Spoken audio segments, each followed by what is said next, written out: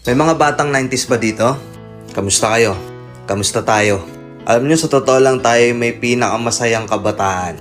Tayo yung mga kabataan noon na napakababaw ng kaligayahan. Tayo yung mga batang batak sa arawan kahit napagalitan ng magulang, okay lang basta makipaglaro sa mga kaibigan.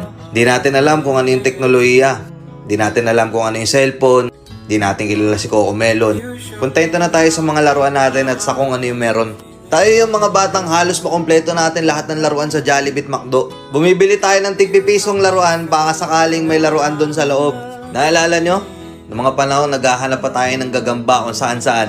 Naghahanap tayo ng mga sanga ng puno para makipaglaro ng baril-barilan. Kukuha tayo ng gulong sa tabi-tabi tapos pagugulungin lang natin kung saan-saan.